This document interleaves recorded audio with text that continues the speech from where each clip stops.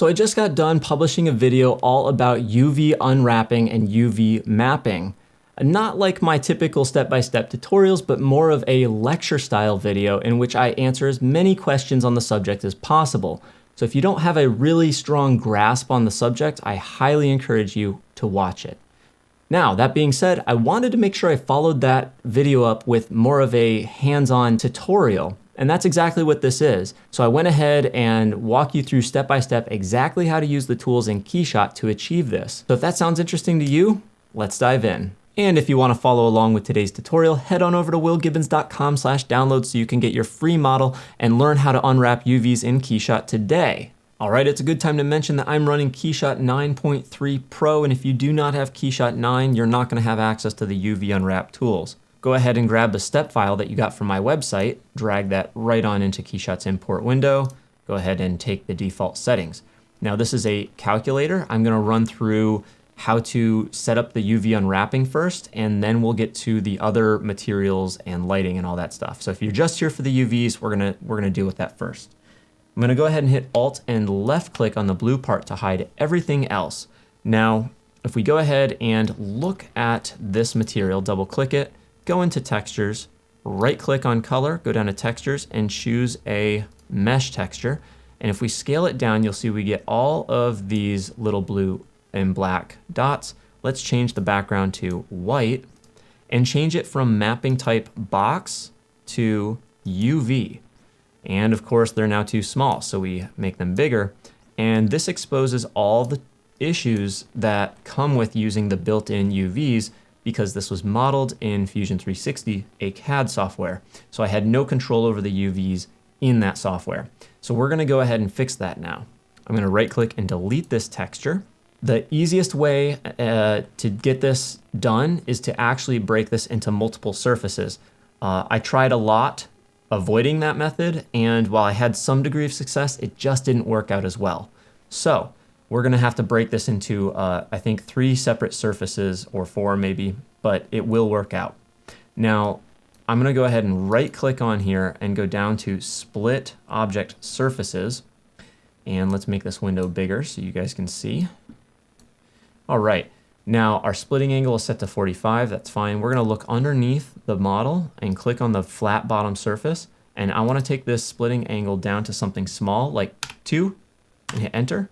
And now it only selects surfaces with a threshold of 2 between the polygons. So we are gonna go ahead and just hit split surface and then hit apply. So we've gone ahead and split that. If we look in our scene tree, we have another piece on the bottom and a piece up top. So I'm gonna hide the bottom piece and we're gonna go ahead and split this object again. Right click and split object surfaces. Now we have the same model, but without the bottom part. We're gonna go ahead and split this again. And this is gonna be a little bit trickier now. I want to separate the sides from this top chamfered edge. So I'm gonna go ahead and click on the side and I'm gonna hold Control and click on the other side. Now let's take a closer look here. You'll notice that I've got this fillet here is already selected. And then on this side, it's not selected. Not a huge deal, but what I think I wanna do is actually not have the fillet selected in here. So I'm gonna reduce my splitting angle to something like 20. Not low enough, let's go to 8. All right, so 8 is good. And now I've not selected that fillet. Now, yes, I modeled fillets into this model.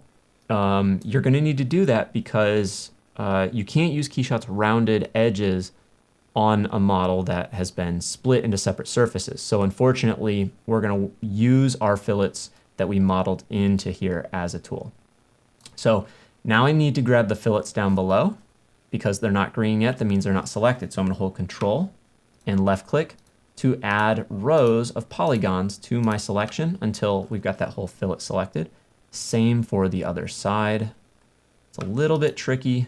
You have to look at some weird angles here, but I think we're good. So we have the sides isolated from the top edge that also has the fillets as part of it. So now I wanna go ahead and split the surface and go ahead and hit apply. Now it's okay that KeyShot sees, that KeyShot sees these two separate surfaces as a single part. That's absolutely fine.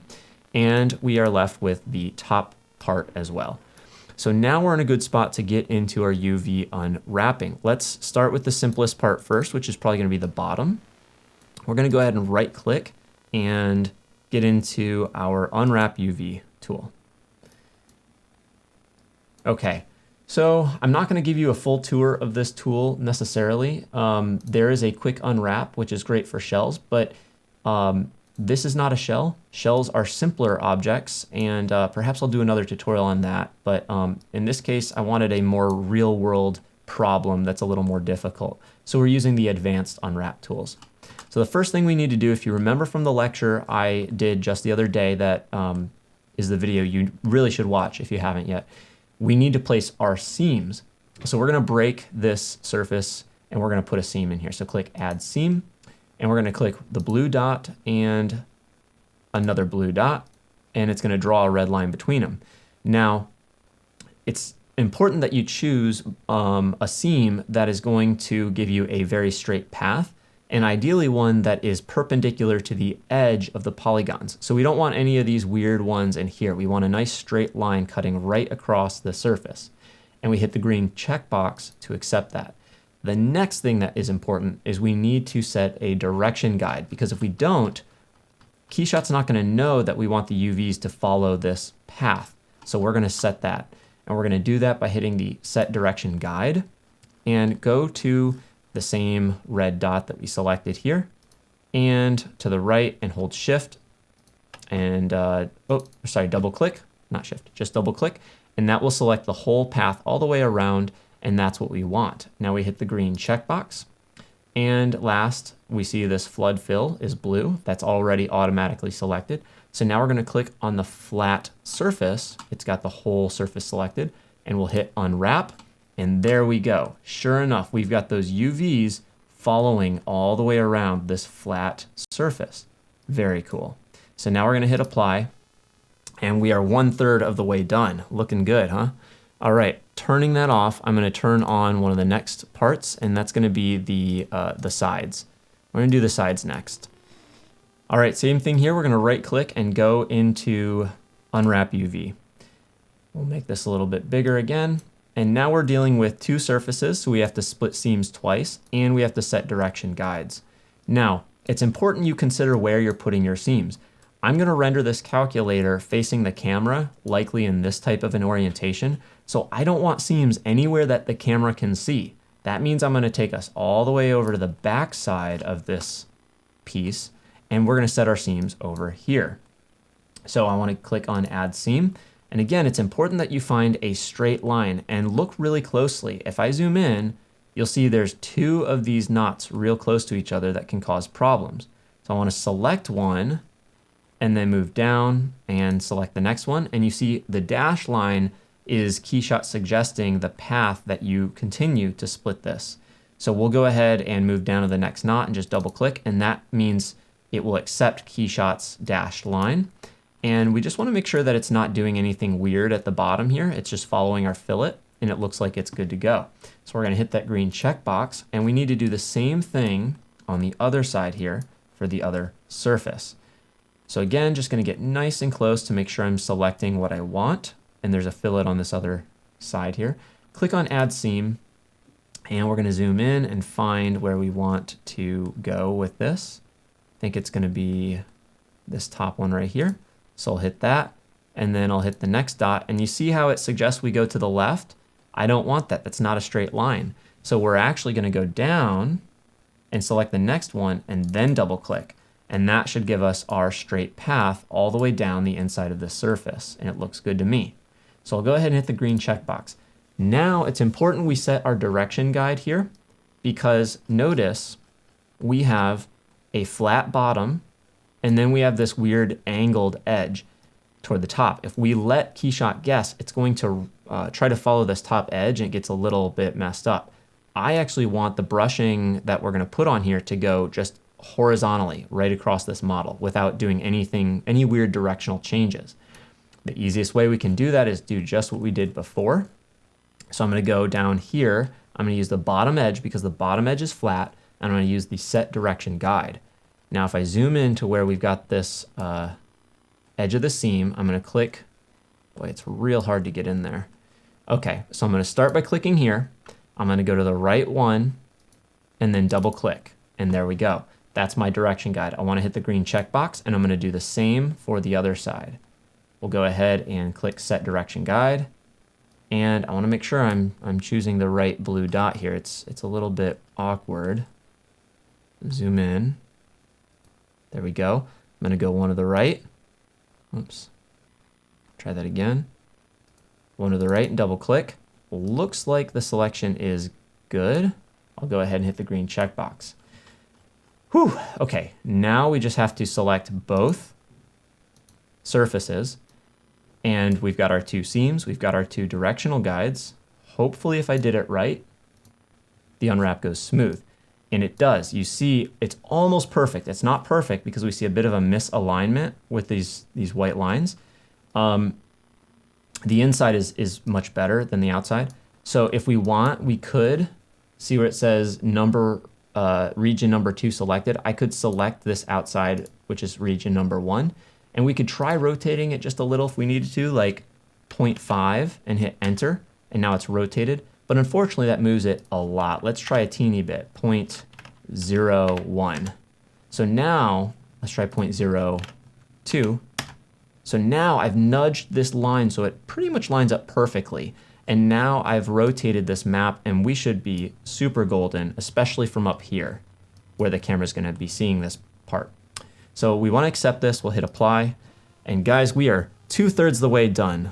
Good job for hanging in there. We're going to get onto the last part, and by now you should be a pro. You probably know what we're gonna do here. Let's go ahead and right click and unwrap UV. Same thing as before, let's go to that back corner to choose a region that's not likely gonna be as visible to the camera. All right, so zooming in here, I want a nice clean seam, and I'm seeing some potentially problematic weird edges here. So I'm gonna add a seam 1 row of polygons in from that very edge, and I'll hold shift and click and double click. And actually you don't need to hold shift, that's just a habit of mine. It's selected the seam, very good. So I'm gonna hit the green checkbox. And last, we want our directional guide, just like before. This is a little simpler. We just have to set one of them on that bottom edge.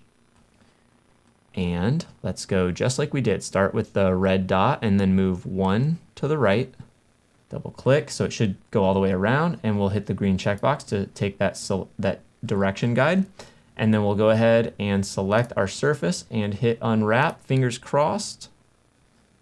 And bingo, look at that. Very good. We are gonna have a slight seam here on the edge, but again, there's no way around that. But from up front, it looks very good. We'll hit apply. All right, guys, at this point, you've successfully UV unwrapped this object. Now let's get to the rewarding part and see what this looks like. Let's go ahead and double click on here. We're gonna change our material. Let's actually do what we did before though. Just right click, go to textures and set a mesh and set it to UV mapping. And we're going to take the background and make it white. And now, if we go ahead and make it a little bigger, I'm gonna shift left click, shift right click, and same on the bottom. The bottom looks black because we have shadows on. Hit S to turn off shadows, shift right click to paste and link that material. Now you can see the dots are following the UVs. They wrap around this bottom edge, they wrap around the outside edge, and we have them wrapping around the top. Now, of course, the only thing we need to do is watch our texture to make sure that our scaling is not making our texture get cut off. There are some limitations to this method, but again, using KeyShot's UV Unwrap tools, this is the best we can do. There are some things we simply can't do in KeyShot with UV Unwrap. So we're gonna have to just take what we got. All right, this is not what I want my calculator to look like. We're gonna make this look a lot cooler. So let's go and change this to a anisotropic. Anisotropic. If you watched my brushed stainless tutorial, you would have seen this already, this material. Okay, so we want to set our roughness to, let's say 0.1, 0.01. Go to our textures, and we're going to, in the, let's go into the specular. Actually, yeah, let's go to specular textures, right click and do brushed. And then we're gonna get into our material graph. And what we wanna do is hit C on the keyboard to preview that brushed pattern. And we wanna make sure that we're on the right texture mapping. So make sure our mapping is set to UV and it looks really big. So let's take our width and make it 0.01. And now, look at that, ladies and gentlemen, we have a nice procedural UV mapped brush texture. Now we just have to dial it in. I'm gonna make my length something like 10. Maybe it's a bit long. Let's go like 5. And then I wanna make this maybe even smaller, 0.005 maybe. Very, very fine. And I wanna take my levels up to 2, just or 3 to make it even more noisy. And I'm gonna take my contrast down a little bit.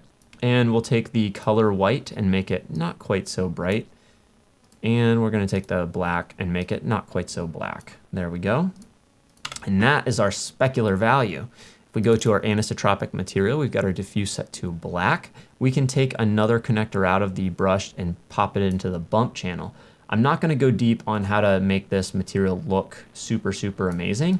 You can watch my other material tutorials for that if you want. If this is blowing out, you may have to watch your lighting. Sorry, there's a little construction going on if there's some noise in the background. All right, I think we're looking pretty good. Let's go ahead and get on to the rest of our material. And again, the reward or the payout here is that, look at that. We've got this nice brushing following all the way around our object. This is not something you could do normally without UV unwrapping, sorry. So we're gonna change our environment. Let's hit M for our library and get into our environment. Let's go with this 3-panel straight 4K.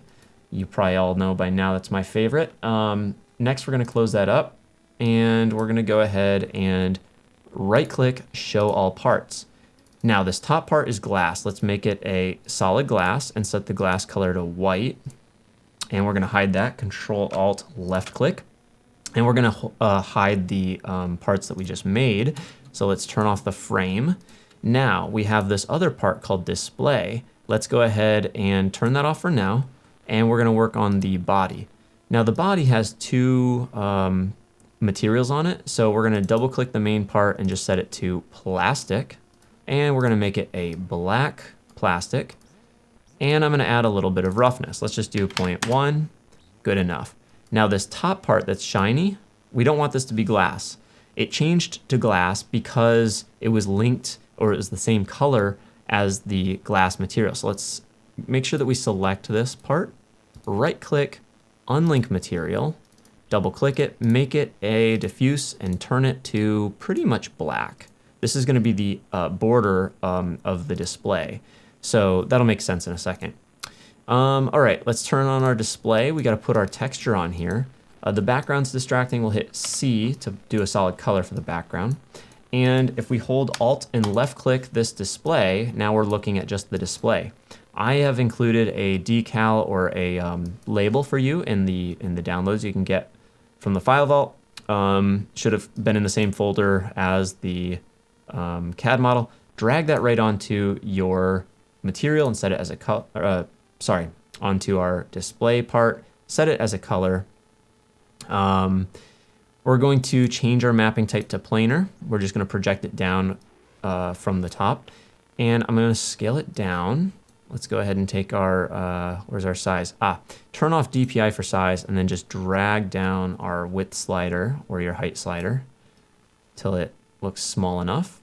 We're gonna turn off repeat vertical and repeat horizontal. Now we need to rotate it 90, so take your angle to 90, and we need to flip it vertical, and it's backwards, so flip it horizontal.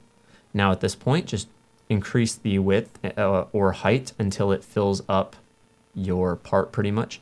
Now, I didn't make this the exact right size for some reason, so here's a quick and dirty way to fix that. You're gonna take the chain link here and unlock the aspect, and we're just gonna drag the height of this up until it covers our part. So we stretched it out a little bit, not a big deal. Or say, do as I say, not as I do, whatever. Is that what they say? Okay, back to your properties. Let's change it from a diffuse to an emissive. This is gonna shoot light out, I guess. So let's make it like a 3. This is like a digital calculator. Right click, show all parts. How are we looking, guys? We're looking good. Very cool. So now my environment's a little bit bright. I don't want it quite so bright, so I'm gonna drop the brightness down quite a bit. Of course, this is it's up to you to really dial in the CMF of this object, make it look cool the way you want. I don't want the white background, so I'm gonna change my background color to something pretty dark, almost black. And we get this weird banding around here, so hit a ground plane, Control G, that should help out with that. I'm gonna go to my light bulb to make sure I'm in product mode. And at this point, we're basically done. I'm just gonna mess around until I get a thumbnail that I think does this justice. If you want this to look like it's glowing a little bit more, this display, you could go to your image styles and turn on bloom. Let's take it up to 1, take your radius up to 30, and take your bloom threshold up until it doesn't have glowing stuff all over the place. And then just cut your bloom intensity down like in half, or maybe 0.3. So now you just have a subtle glow. If you want to spice things up with the camera, you can always turn on depth of field. Go ahead and set that depth of field where you want it. And then you can increase the f-stop to kind of mellow it out a little. And if we really want to show off that UV unwrapping, all that hard work we just did, let's go ahead and take our camera up to 60. And let's take our focus distance right up to our UV unwrapped brushed surface. And then we can kind of play with the f-stop if we want. Otherwise, I think it looks pretty good. All right, guys, I tried to keep this as quick and compact as possible. There's a lot of basics in here. This whole tutorial was not about how to make a great looking image. This tutorial was, of course, all about UV unwrapping. And again, if you haven't watched my other video, the lecture on UV unwrapping, please, please do. It's got a lot of information that will allow you to intuitively prepare your 3D files for UV unwrapping in KeyShot. I also cover what your options are if for some reason KeyShot cannot achieve what you need it to. So without further ado, guys, thank you for spending time with me today. And until next time, happy rendering.